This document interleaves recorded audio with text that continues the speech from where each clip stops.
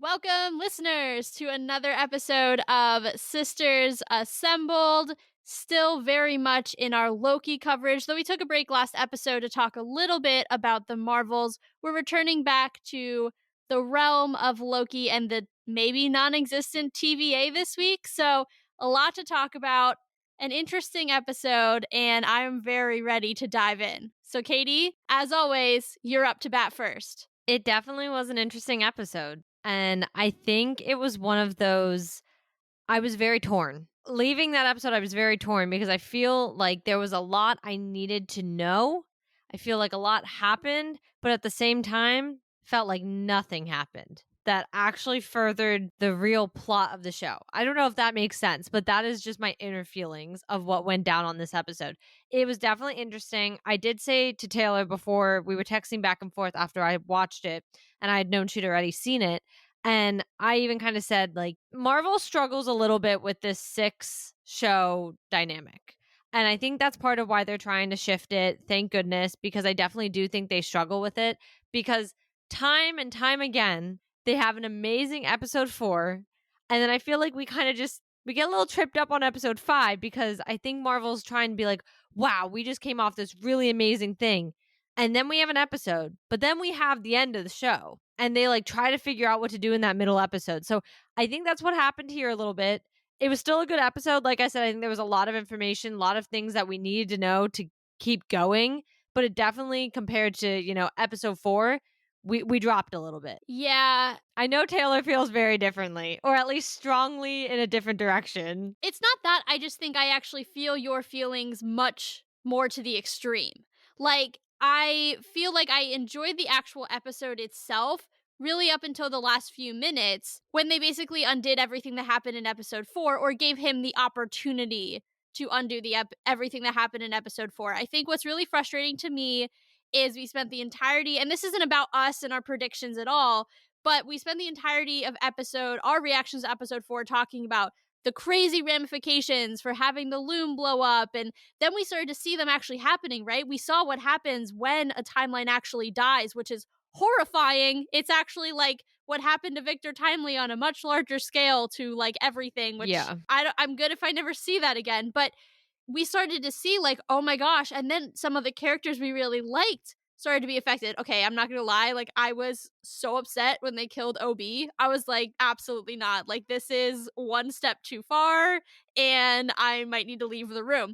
But then they gave Loki the opportunity to go back in time and make it as though it never happened. And I think this is something that we've talked about on many shows and movies, that they have these big grand scales and then Marvel finds a way to go, oops, just kidding. We don't want this to actually have this much impact, so we're going to walk it all back. And I think, unfortunately, that's kind of the direction we're going in episode 6, is Loki's going to find a way to save the day, which fine. But in doing that, everything that happened in episode 5, other than the knowledge that we gained, is absolutely moot. It doesn't mean anything. And the end of episode 4 is absolutely useless. So all the excitement that we had for all the opportunities it posed, and, all the crises that it posed to this, on the other side of the coin, they don't mean anything because he's just going to go back in time and undo it. And it's like, oh, okay, glad you couldn't commit to that one too.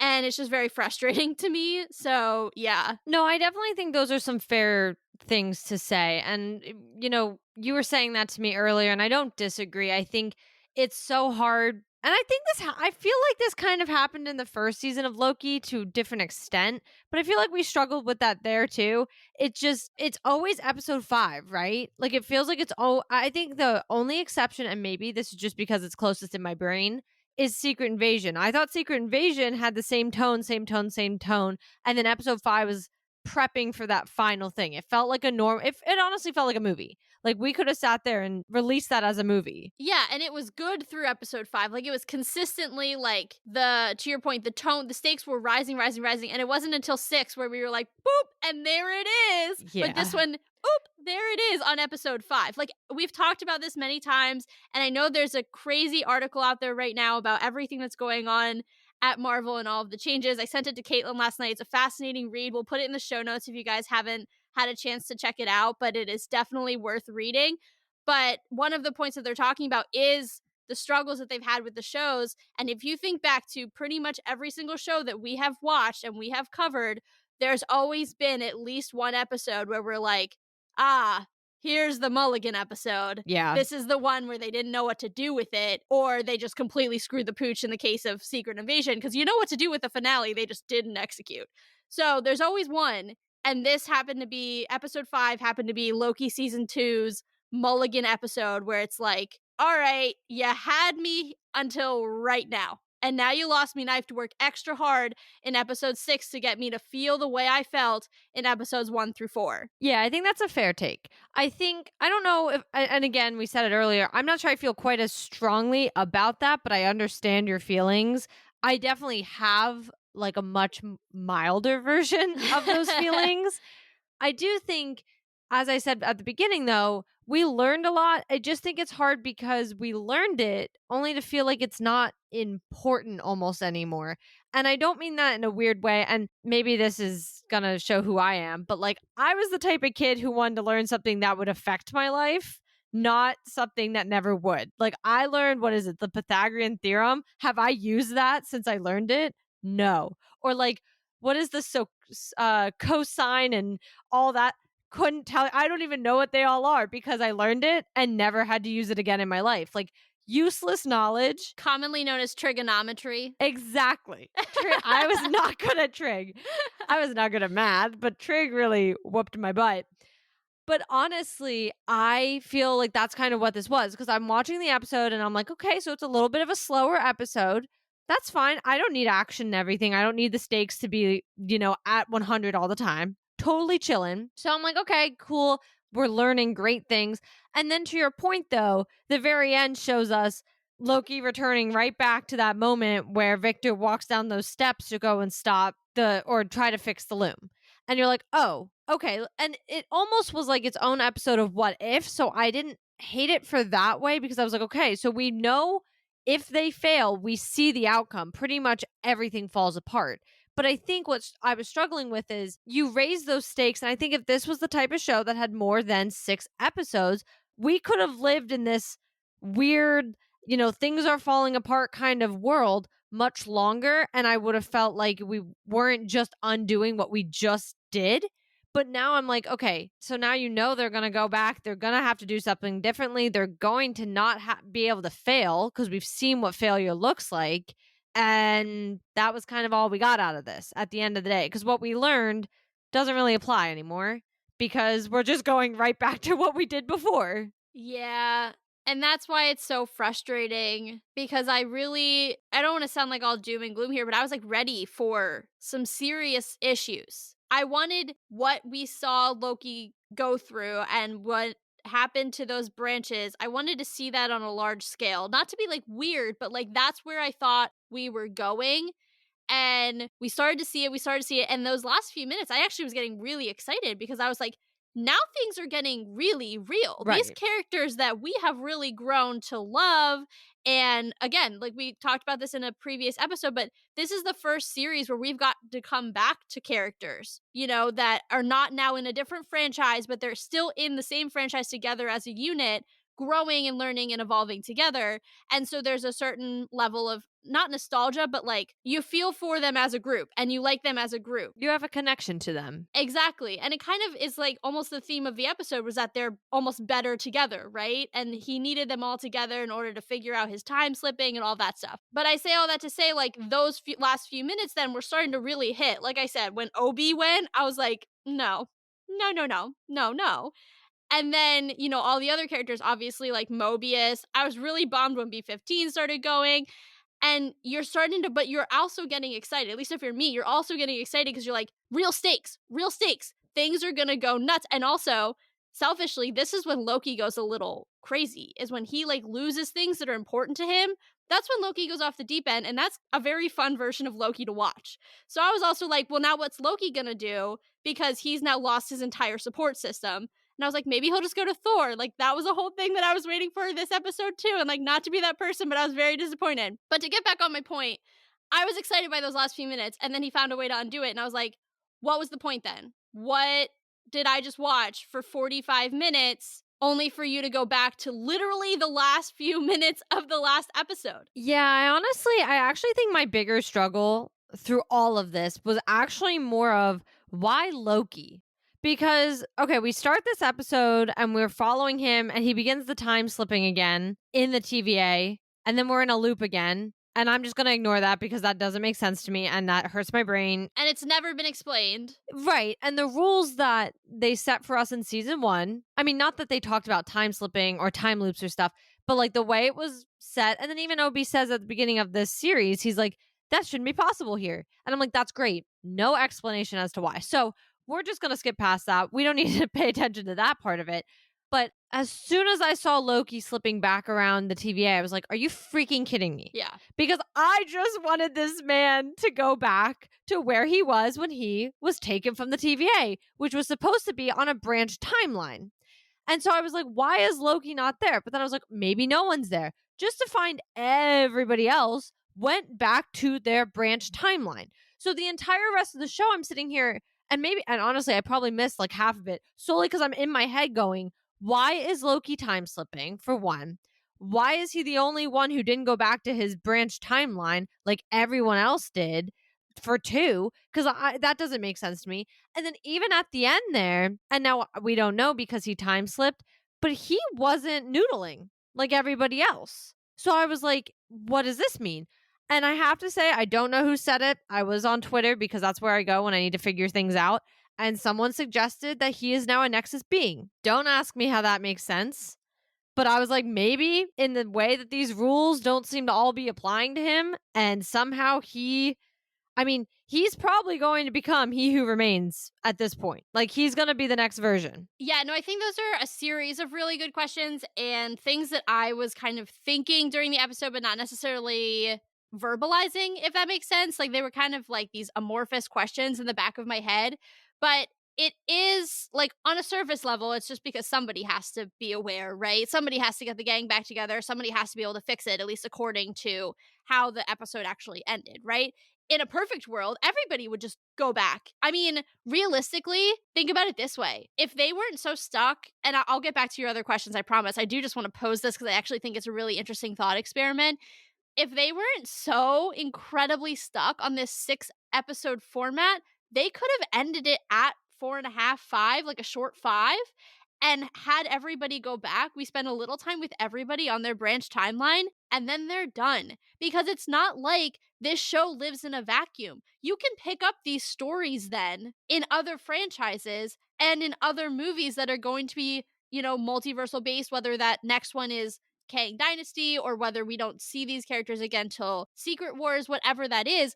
That to me, that shock factor, that's blowing up the formula that already wasn't working. Do that. That would have been insane.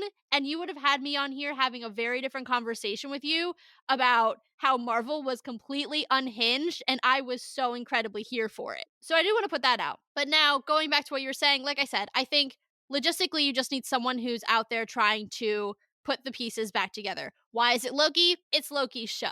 Let's just, be honest. That's why it is. Which makes me happy because I feel like we lost that in season 1 where it wasn't Loki's show, even though it was named Loki. Yeah, and I totally agree. I think that in and of itself is an improvement from season 1 because Agreed. we remembered who we're actually supposed to be focusing on, as a main character. Yeah. But I think that's, the reason why. I don't think Loki's necessarily special. I don't know why he would be a Nexus being. I also don't think at this juncture, I don't think he is. I think what they've said in the TVA, especially in season 1, about him being one of the most popular variants, his mischievous nature makes him naturally more likely to be a variant or to step off the quote unquote sacred timeline. And so that to me means he can't be a Nexus being, because isn't the whole idea, just to make sure I'm checking my own knowledge, the idea of a Nexus being is you are one within the multiverse. There's one Scarlet Witch. Yes, there's multiple Wandas, we saw it, but there's one Wanda who embodies the Scarlet Witch, and that was ours, 616. Right. So that is definitely my understanding. My thought process of why I think this Twitter user was saying it and why I don't hate that idea is I think, and again, this goes down to the root of, we don't know why Loki's time slipping. We didn't know in episode 1. We don't know now in episode 5. It's just, we are not, there's been no explanation as to why that's been happening. Yet he is the only one who's been doing that. I think about Monica as a great example. She went through the hex too many times and got superpowers. I just wonder if whatever Loki's been going through, he's just done it one too many times. And now his time slipping almost is essentially a superpower. And that makes him different than everything else. He's no longer a regular variant because he now has this ability, as he even says, to rewrite the entire story. He has the ability to go throughout time and go where he needs to go on his own and redo everything. He doesn't need a temp pad. He doesn't need any of that stuff. So I almost like, that's kind of my only thought process behind that argument, is that, how Wanda only has one version, that's the Scarlet Witch. Well, there might be only this one Loki now who has this ability to time slip, therefore making him a Nexus being. Especially with time in the multiverse, that definitely, I mean, out of all the things he could be doing, time slipping seems like one of the most impactful things when you talk about those topics. Yeah, I see that. I think, to play devil's advocate, couldn't you say that every variant version is one of a kind, right? Like, you have a variant version who does this, well, that's probably only happening once, right? Or, there's definitely other variants who have only stepped off in that particular way, a particular way, once, right? Like, maybe this variant is the only one who took the Tesseract. Maybe Kid Loki is the only variant who killed Thor. Like, I don't think that makes them necessarily Nexus beings. You know what I mean? No, I know. I'm more saying it's the power I think he almost has been given on accident. And again, like, we don't really know what the time slipping is. Like, I don't know how it's happening. Nobody seems to know how it's happening, especially in the TVA specifically. It's been just kind of this big question mark. But that's why I'm kind of comparing it to how, any Wanda could have become the Scarlet Witch. Correct. The only reason that it happened to 616 is because that is where the lore was and her story aligned with it. And I mean, like, in the MCU, I don't even mean like the greater scale. I'm saying her story, like, literally Wanda in the MCU, as her story was unfolding, led her. I mean, we learned she's a mutant. Not all Wandas could be mutants across the board. Like, it just, all the pieces fell into place, and the lore of the Scarlet Witch existed in that universe. And it met up with Wanda and said, this is the perfect person. And boom, there's your Scarlet Witch. And I am almost wondering if, in whatever travels Loki's been through, all his, adventures through time, to the end of time, to everything else, I almost wonder if the same thing has almost happened where, whatever this time slipping hit has almost shifted something in him, has allowed him to have a different asset or power that no other, like, across the universe, no other variant would have had. And because it's now this one thing, maybe his ability to time slip and the way he has it and the ability to control it makes him what a Nexus being would be. There's no other version of him or another being like that who has that ability in the multiverse. Yeah, I mean, I definitely think it has merit. I think it's very, very interesting. And I like it. I especially like it, I think it works on a couple of levels. You just explained a lot of them. I also think, even if you want to take away, the Nexus being part, I just like the fact that he has this new superpower, right? Like, I was thinking about that during the episode. Like, we all know Loki's this magical being. Well, now we can add this new power to his arsenal, which is he's a one-man time traveling machine. Like, he literally can go anytime, any place, anywhere in all of the multiverse, which really there's only one other person who can do that, and she can't go back and forth in time, and that's America Chavez. So that's really very interesting because they have super similar powers now in some ways. There's obviously some nuances. He's a little more time focused, she's a little more universe focused, but if you think about him moving across branches, is he not moving across universes as well? So, I think I would love, actually, now that I'm thinking about it, those two to meet, because I think they'd have some very interesting conversations about, their powers and what they mean and how to control them. Because remember, she struggled with that as well. And so I think that's something that's super interesting. I'd actually also love to see Loki in a little bit of a mentor role. So I am putting that out in the universe. I'd like to have him Hawkeye to Kate Bishop, Loki to America Chavez, because I think that would be really hilarious. I know she's already got Strange, but whatever. Yeah, I was gonna say, don't throw my man Strange out the window, man. Like, Strange has Peter. Strange took over for Tony on Peter. Look, did he? Because I'm pretty sure he's the one who mucked everything up for Peter, and now nobody knows who he is. Darn, I forgot about that.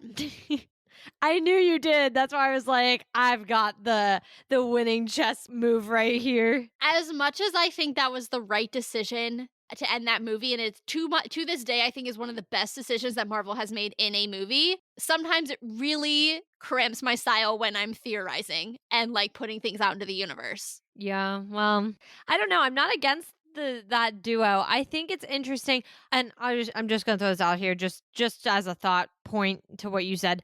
I would argue, kind of, when Wanda was at full Scarlet Witch evil, she kind of also had those abilities to move across. Oh, yeah. Well, she couldn't physically move. She's different. Yeah, she's definitely not the same. But I just want to say, because you said it so definitively, and I don't want to leave it at it being that definitive, because she was definitely kind of in that wonky zone. Well, I to clarify, physically moving between universes and times. Wanda couldn't, remember that's why she needed America, was she couldn't physically do it. She could dream walk, but she could not physically, actually go from universe to universe. That's why she wanted America's powers. So if you're looking at actual physical moving from one universe to another, the only two people who we've seen who can do it are America and Loki. Yeah. Now Loki. Yeah. Well, I think it's interesting, and I want to bring up the second, or I don't know, it could have been like the fourth point I was making, was possibly Loki stepping into the He Who Remains spot.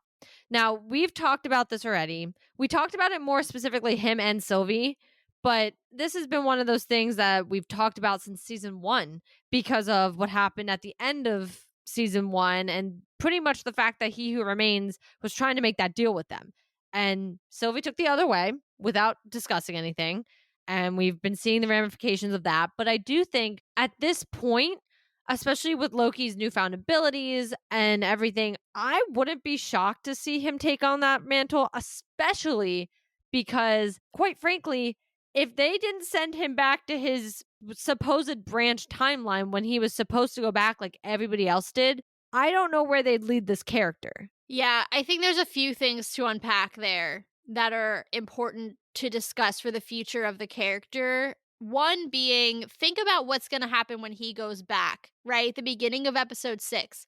He's going back to the exact moment before all the poo-poo hit the fan, which means none of the people with him knows what's about to happen. He's the only one with the knowledge. He's the only one who's going to truly understand what a catastrophe they're about to face, and that all of them are going to die. And for that reason, I think he's going to be able to make the hard choice to prune the branches, to prune the timelines, to make them fit, because I think what we've seen is there's no way to fix the loom. I don't even know if that's the bigger problem. I think what we've actually seen is you don't win either way. But here's what I'm saying. This, if he has to prune the branches and decide what is the sacred timeline, he's doing exactly what He Who Remains did in the first place. No. I agree. I just meant more of like, it isn't even about fixing the loom. It's the fact how you were saying you can't. It's also the fact that he's seen you don't win either way. You either prune the branches trying to go into the loom so the loom stabilizes and continues to do its job,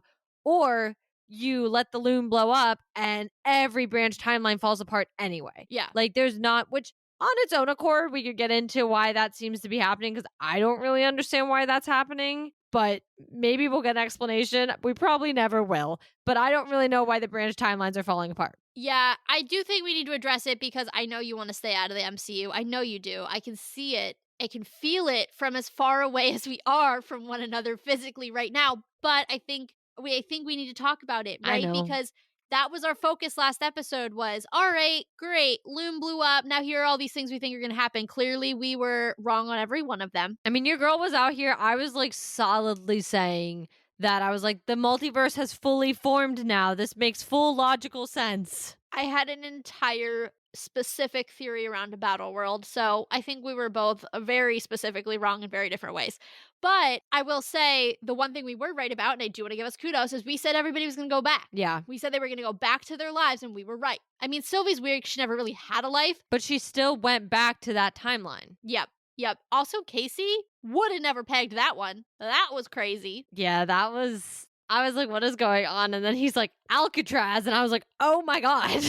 I knew what it was when he like started to, I didn't know when he was in it, but when he started escaping and they showed it was an island, I was like, I don't remember what the name of that place is, but I know it's a very bad place. And I was like, I know what that is. Oh no, I thought because, and maybe because I can't see things, but I thought he was on a boat. So I'm like, what are we doing on this boat? Like, I was like, I was like, is this about to be the Titanic? Like, I don't know. I was Well, I just thought like, that first, and then when it showed I was an island, I was like, oh, I know what that is. But yeah, that was crazy. So we were right about that. But otherwise, all of our other theories from last episode, totally wrong. yeah. But, you know, we were focused, very, very focused on how it affects the wider MCU. Now we know that Loki's going to go back in time and he's going to fix it all, right? Because that's just how this is going to wrap up. It has to. Yeah, I don't think we're going to go any further. We need to go any deeper into that theory. I think, you know, everybody kind of feels that that's where that's going to go. I don't want to speak for everybody, but at least everybody in this podcast duo, we both agree we're going to fix this, or Loki's going to fix this in episode 6.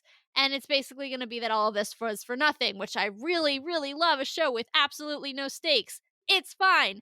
But one thing I do think we need to address is if there are limitations to the multiverse, which I think we've seen by the fact that the Loom can only do so much, what does that mean then? Does that mean that the multiverse is unsustainable? Does that mean that at a certain point it's going to get so big if Loki isn't pruning at least some of the branches that we're going to, like, the multiverse will collapse? I think what it's showing is, unfortunately, the multiverse, or maybe fortunately if you don't like math, the multiverse is unsustainable. So we're not going to be able to hold it forever unless we continue to just prune new branches and say, oh, we're going to allow these 60. But the whole point of the multiverse is it is unlimited possibilities, unlimited universes, unlimited opportunity, essentially, to make different choices and create a whole nother path. It's really the antithesis to say, these are the 60 universes we're going to allow to live. And then you got to talk about Battleworld and how does that all fit in? That's why I'm frustrated, because if the Loom is essentially the limiter, shouldn't the limiter be whatever causes Battleworld? Like, I really thought it was going to be the Loom, you know? So, in the nicest of ways, I think you're looking at this in a very narrow minded way. Because I think the situation is, I wouldn't be shocked if Loki has to go back and prune everything. Yes, agreed. But what does pruning everything account for? It buys time. They had a solution to expanding the Loom. They fixed it, theoretically. They just had to actually implement it. But they couldn't, because at that point, the temporal energy was just like through the roof, taken off, because there were too many branches shoving through the Loom. Well, if you prune all those branches, nothing is shoving through right away, right? You have the time, you have the window to fix the Loom, to allow it to suck in all the branches the way it's supposed to, and we're good. So I don't know if it's definitively saying like, oh, we can only allow this many branches. I think it's buying time until they can fix it, like the main first 4 episodes we're trying to get to. That was the whole problem, right?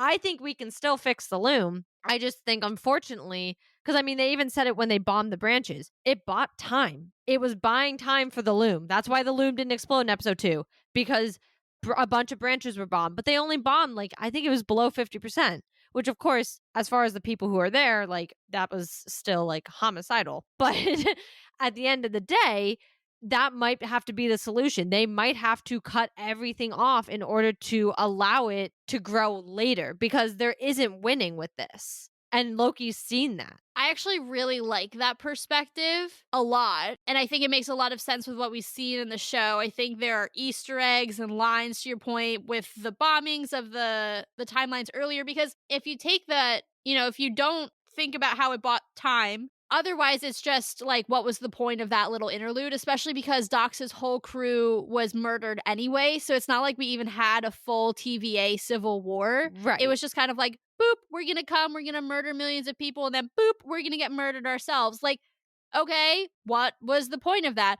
But if we're using it as almost like light bulb for Loki, hey, not ideal, but when they killed all those people and they pruned those timelines, it bought us time to be able to at least get closer to a solution. Now we have a solution, we just need to be able to execute it and implement it. I like it. I think it makes a lot of sense, and I think it follows a lot of the thinking, or the way that the show kind of thinks and the way the show's progressed, you know, over this season. I think, though, my question, and you're gonna hate that I'm asking this, because it comes back to our unending question that I thought we were finally going to get an answer to. When does Loki take place? Because does that mean that the multiverse that we've seen to date? So I'm going to pick a property. I'm going to say MOM because it's really one of the properties where we spent the most time traveling around the multiverse, right? Are we to believe then that all of those universes that we visited in that movie, are going to then be pruned only for new ones to grow? Because that's like a whole like mind trip to think about. That means America's home universe gone,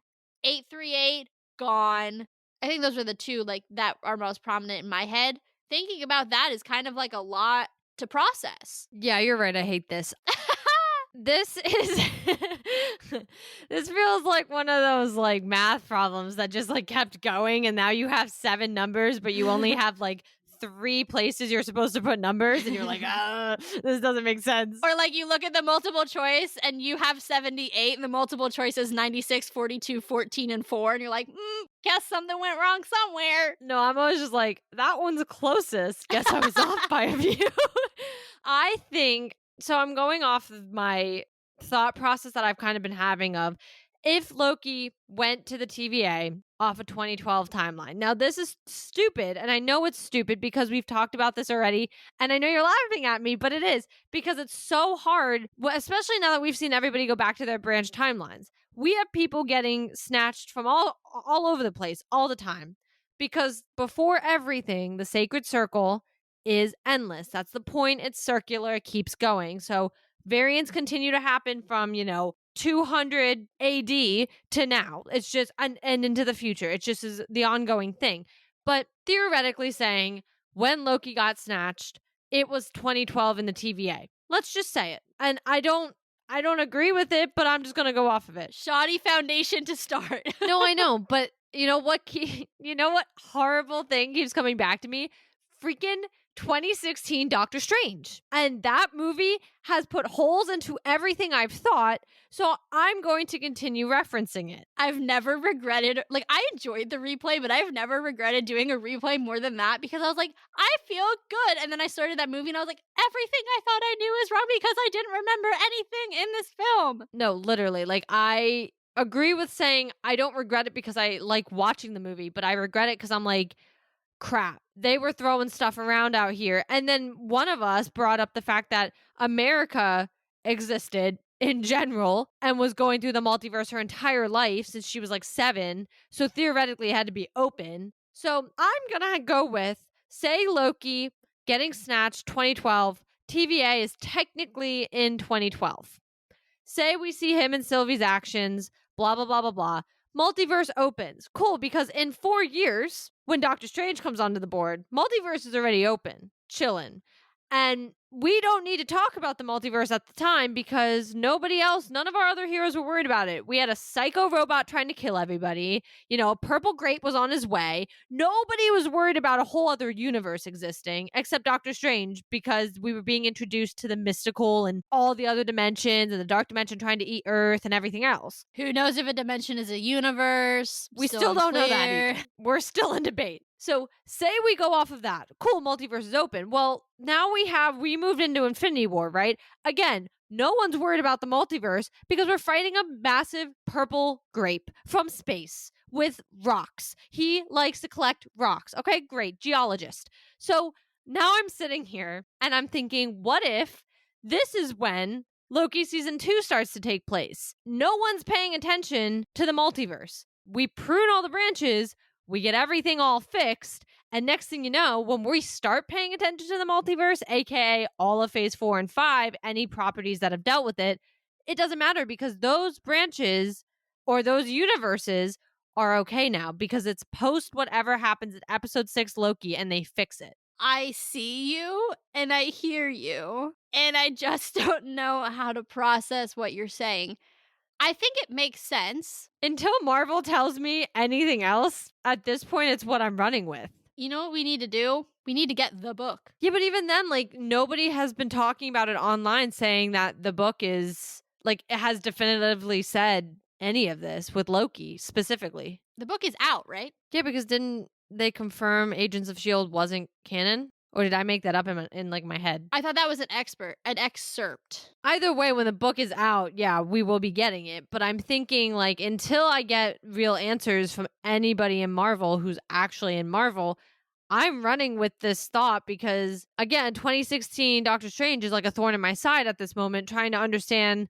And America's mere existence is a thorn in my side at this point. Yeah, I'm trying to think because what's weird to me, and we're not at this point in our replay, but I think it's important to bring it up because you brought up Doctor Strange, and really the person who's the expert at that point in time, in the multiverse is the Ancient One, right? She's the one who opens his third eye to the multiverse. She sends him through the multiverse. She's pulling power from another dimension. Expert level over there. Who also then is the person that the Hulk goes to for an explanation, or who recognizes what's happening during Endgame and gives us our first explanation of the multiverse, the Ancient One. Right. So the reason I'm bringing that up is it's weird to me that she is talking about the multiverse in Doctor Strange and she does not pass judgment on whether it's good or bad, it just exists. Hi, you don't know this. There are an infinite number of universes. She basically says it like a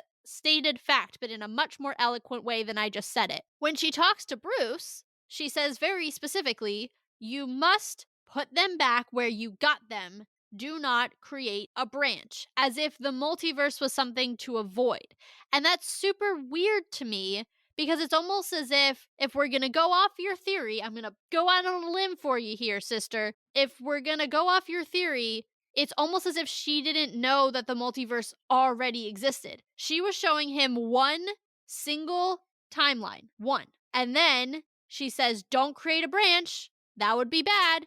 Whereas her previous appearance, she said, haha, multiverse. No judgment with zero qualms. Okay. I'm going to say something I'm going to be mad at myself for saying, but I'm going to regress all the way back to our thoughts in Loki season 1. Oof. I know. Now, I was talking, I want to say maybe it was last week or it was 2 weeks ago, about how I used to always, and I still do, have this running theory that when the multiverse is in full effect, it's just a bunch of universes pretty much stacked on top of each other, parallel to one another. If I continue to run with that, what if she was saying, don't create a branch? Because this is something we said when we understood nothing about the multiverse at all, and it was a running theory, and we weren't necessarily proven wrong, so I'm going to throw it back out there. What if the branch was more, it wasn't necessarily creating a new universe, but it could have been hitting another universe if it was allowed to go. Because she doesn't know about the TVA, clearly, even though the TVA is in full effect at this point and has been. So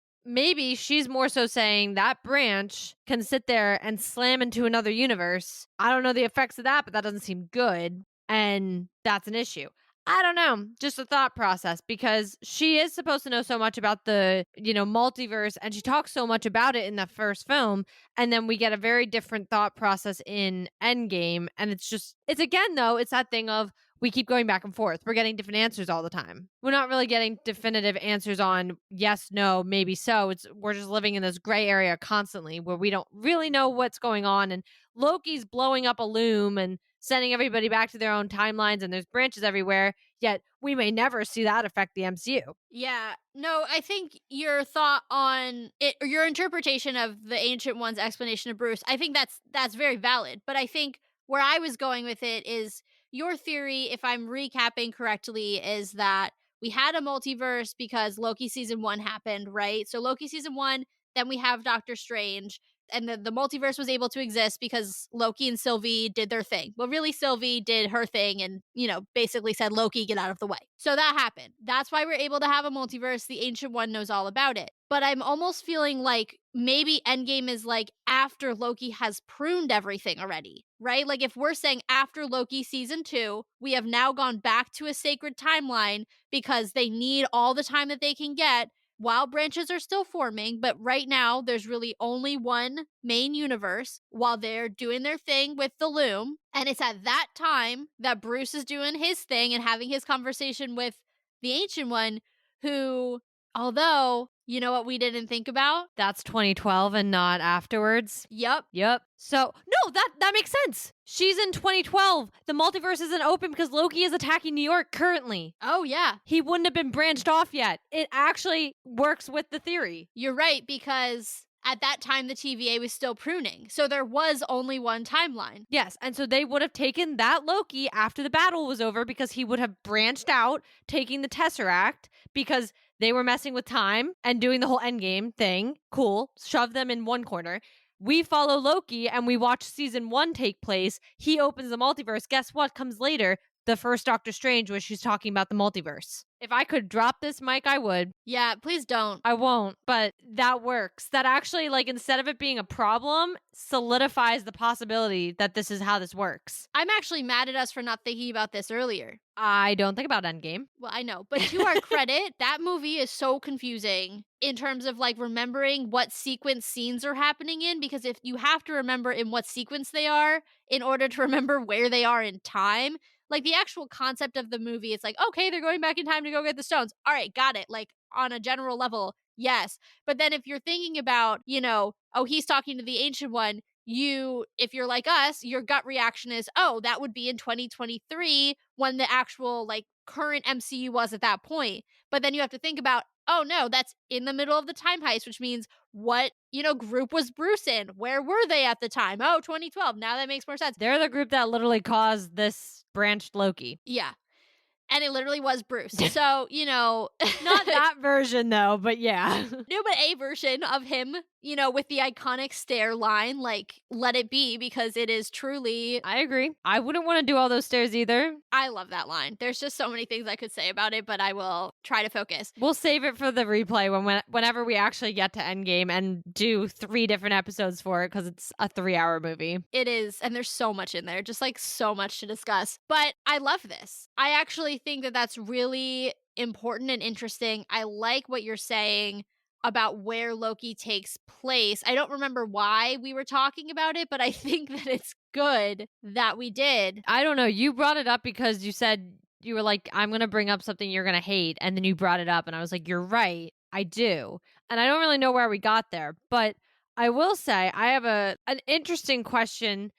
And it is at the end of the episode, Loki returns us back to where we were in episode 4 as him and OB are looking down the stairs, which means Victor has not yet stepped out. Is Victor returning? So I have my thoughts, and it's weird because I've been starting to get on my For You page. I don't have a ton of Marvel content on there, which is weird because you all have been following me for potentially a while, and it's weird that anything that I do doesn't have Marvel content all over it, but for some reason my For You page is only the occasional bit of Marvel. But I did get this TikTok, or maybe it was a reel, I don't know, recently where someone was talking about, Victor Timely being the real villain. And then I looked back at the date and I was like, oh, this is like early on in the season before we knew that he was actually a good guy.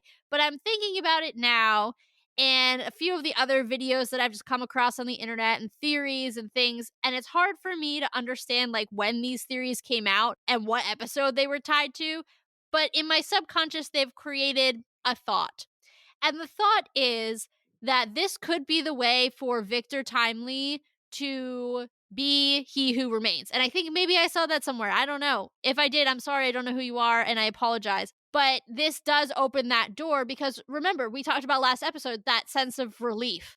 Like, I'm sad you're dead, Victor Timely, but also I'm really glad that you didn't live long enough to be the villain. Harvey Dent, we love it. We talked about it. Well, if he's still alive, he can still have his Harvey Dent moment, and we could end up seeing a bad version of him. We could end up seeing him become he who remains, and that whole evolution, and that could be the one ramification that we get from episode 5, which is that Loki coming back around saves everybody, including Victor. And in saving Victor, we have now doomed him to his fate. Because remember, this is exactly what He Who Remains wanted.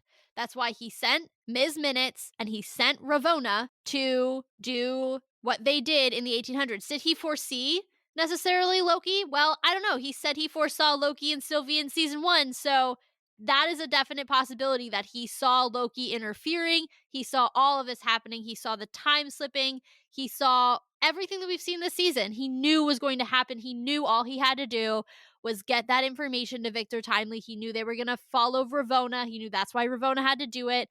all of it. The other thing to think about is what is the failsafe? Because that was not explained. Because as far as Loki's aware, or as far as Loki thought for the entirety of episode 5, bye bye TVA, it's gone.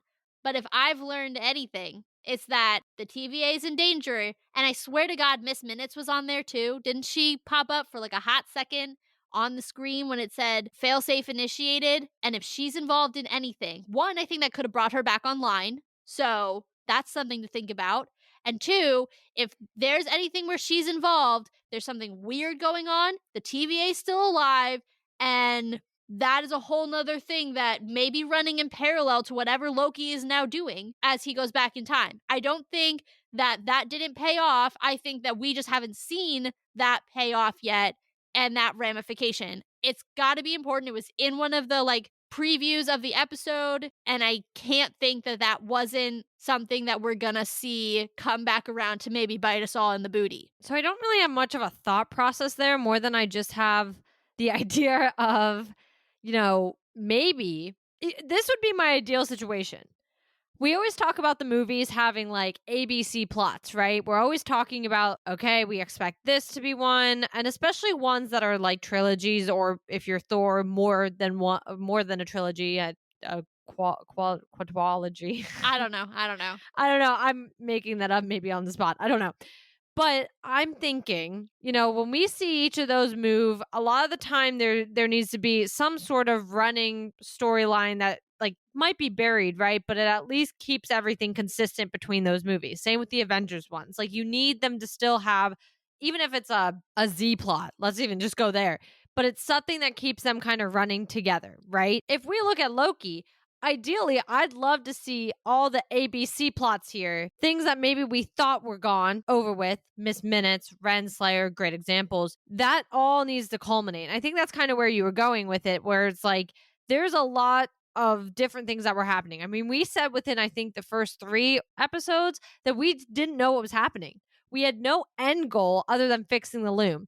We just had gotten introduced to Victor Timely, didn't know what was going to happen with him within the next episode. He's dead. There was just so much happening and it was great, but we didn't know the direction.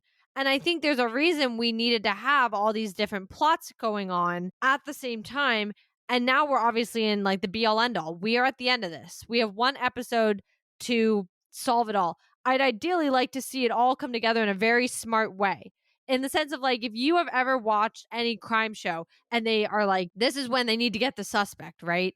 And they're like, we're going to line everything up. And they sit there and they're like, here was this reference, you did this. Actually, you were doing this. And when this was going on, actually, this was happening. And when this happened, this is what went down.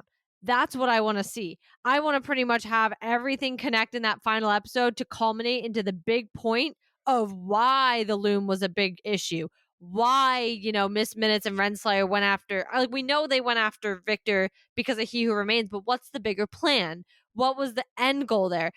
I want to see all of it. I want it all to culminate and just have that aha moment where I'm like, this all suddenly makes sense. The puzzle, all the pieces fit, and I get it. I see the big picture. We want the same things, but I think you're more of an optimist than I am. Oh, I'm not saying we're getting it. It's what I want. Okay, I agree with that. If I'm being a realist, I've seen one too many Marvel shows to think that's gonna happen. I've seen Loki season 1. So yeah, I know. Yeah. So, I mean, look, I don't think Renslayer's coming back. I think she's done because she got pruned. And though we know people can come back from pruning, that wouldn't be like new or exciting or different, right? We saw Mobius come back. We saw Loki come back. Like, bleh, And honestly, I feel like she's kind of run her course. She murdered people. She did do that, yeah. Well, I just mean she played the villain for however long she needed to play the villain, right? She helped bring Victor Timely to the TVA. She got rid of Docs and her people. Like, she played her part. I don't know that we need her anymore, right? I think she's done. Ms. Minutes, she can come back and play. She knows a lot. She has a lot of power in the TVA and is probably going back to she knows a lot, she's probably the most powerful, most knowledgeable person in the multiverse. She makes the Ancient One look like, I don't even know, like she can't even read. Like, Ms. Minutes is out here Ultron level smart and the Ancient One can't read. That's the kind of like knowledge that Ms. Minutes has in comparison to everyone else. That to me she's not done. She's got a role to play. And that's why I think the failsafe is important, because I think that's her way back. I don't think we've seen the last of her. In terms of how that plays out next episode, I mean, look, I think we've hinted at Ms. Minutes, and I know people have been saying this online too. I think we've seen Ms. Minutes hinted at with a physical body one too many times to think it's not going to happen. And I see your face, and I feel the same way, because I am terrified of the robots in the MCU.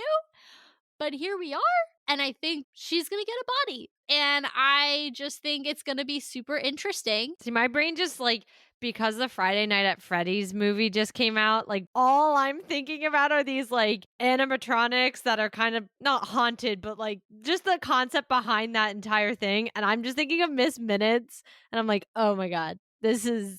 If this girl gets a body, Ultron looked like he was a child. I know. Vision Ultron will look like he was, nah. I take that back, because Vision Ultron was terrifying. Or Ultron Vision, whatever you want to call him. He was terrifying. When he made eye contact with me, I said, go away. Get out of here. We don't like this. True, but she still has more multiversal knowledge than him, which might make her more of a threat. Like, he had some, don't get me wrong. We watched him annihilate the multiverse until the hero stopped him.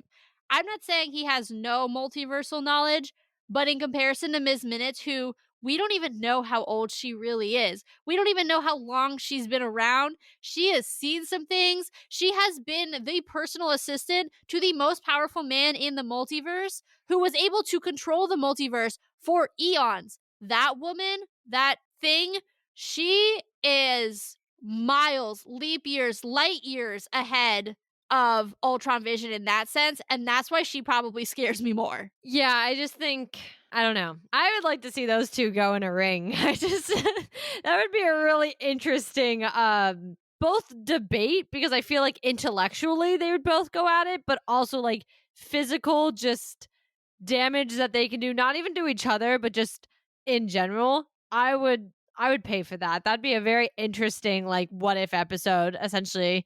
And I think then too, like, girly, there's your man. Go after your own type. Like, we don't need a body in this case. You can just chill. He'll be happy in the Wi-Fi. I don't know. In the Wi-Fi. Like, I don't know. That's how it works. I think he lives on the didn't he get internet, into, like, which the is internet or something. yeah, that's not quite the Wi-Fi. I don't think. I don't really know how that works. Either way, I mean, I do expect to see her. Renslayer, I don't want to rule her out, because to your point, people have come back from being pruned, and, you know, the loom exploded. So is there an end of time anymore? I don't know. You know, is there a wasteland? But it's not going to be exploded. Don't forget. Well, but my point is if we followed as things went through episode 5, all of that exploded. I think if that had stayed that way, I think we probably wouldn't see her again. However, if we're going back and we're not going to allow the loom to explode, because if we just allow it to explode, then I really will sit here and be like, why was episode 5 even in existence? So theoretically, we fix it. That's the point. I would then say I'm not as against the thought of seeing her again, especially with Miss Minutes on her side. I think part of my reluctance to have her come back is that's a duo that truly scares me.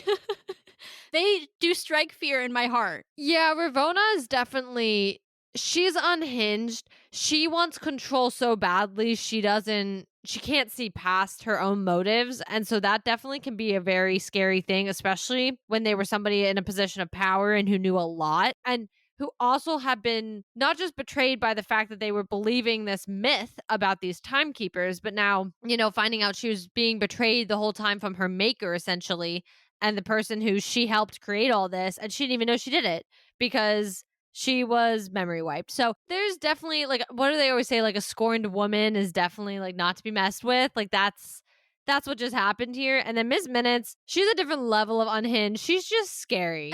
Like, I don't even have words for her. Yeah. And that's why I mean, like, as a duo, there are very few things I think in Marvel that scare me more right now. Yeah, that's fair.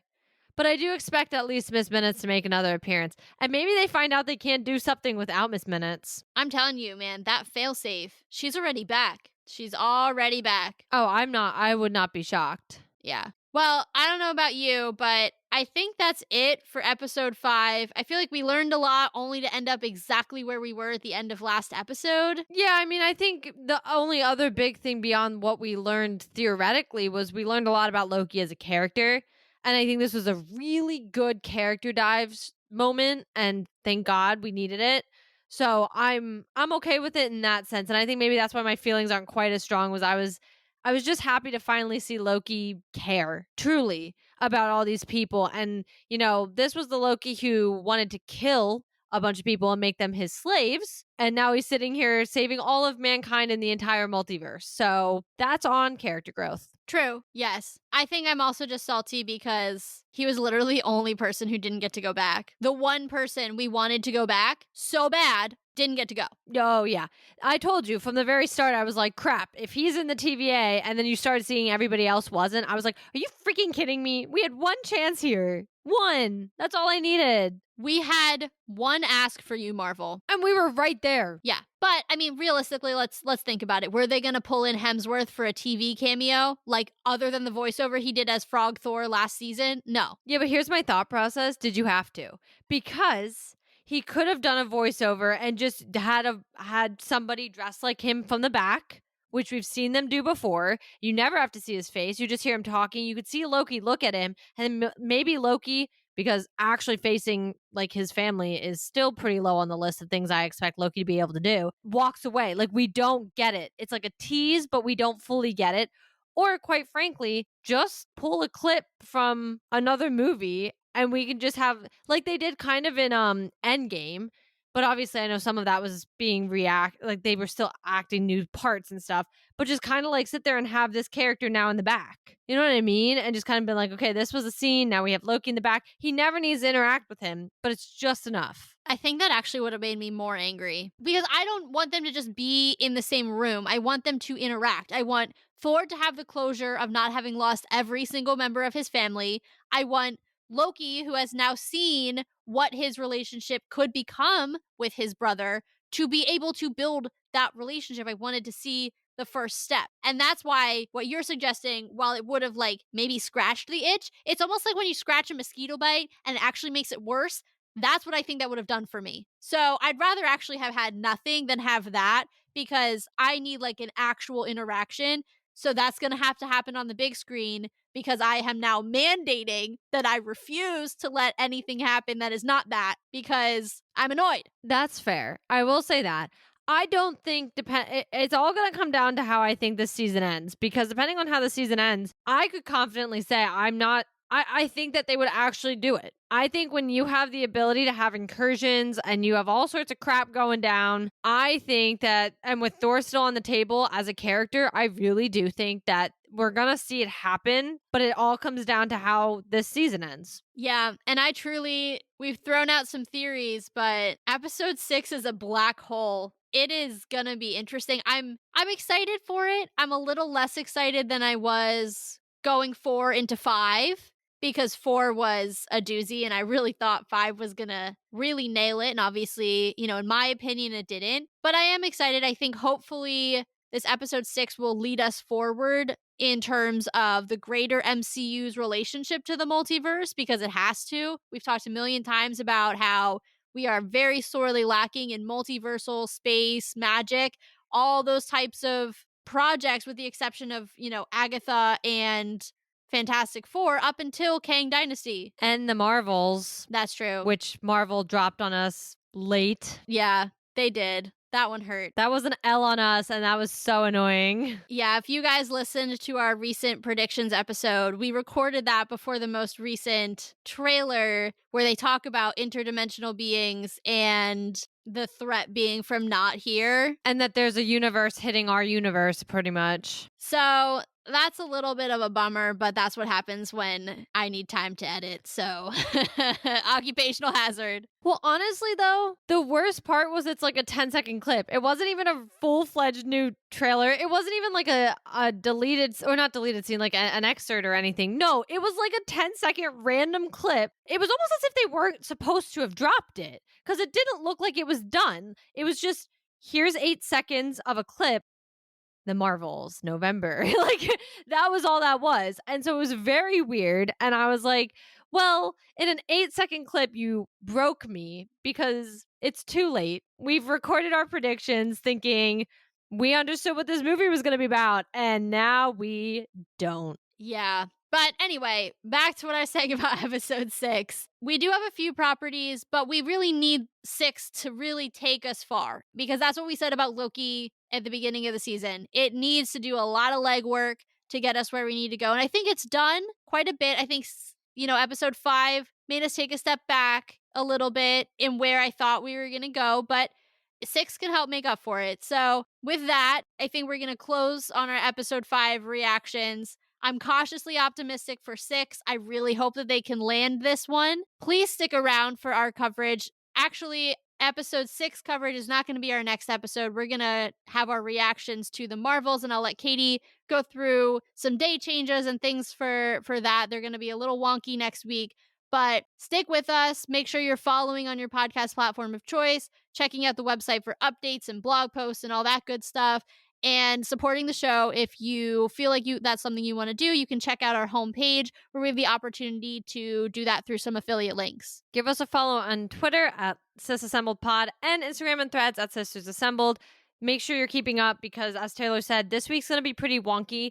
We're going to have the Marvel's reactions coming out on the Monday after opening weekend. So we'll be seeing it on Thursday, but if you're seeing it Thursday, Friday, Saturday, Sunday, doesn't matter. Our reactions episode will be Monday. So right off that weekend, make sure you guys are giving that a listen. And then on Tuesday, we will have the Loki season finale, episode 6 reactions. So it's going to be a fun 2 days. It's going to be a fun weekend. There's a lot happening. If you're a Thursday viewer of the movies and Loki, you're going to be in the same boat as us. It's going to be quite the night. And then you got to go to work on Friday or school on Friday. And you might want to cry because I'm already thinking about crying. So it's going to be fun though. So get ready. We are so excited. And as always, make sure you're keeping up with this content because Marvel just blew your mind. So let's talk about it.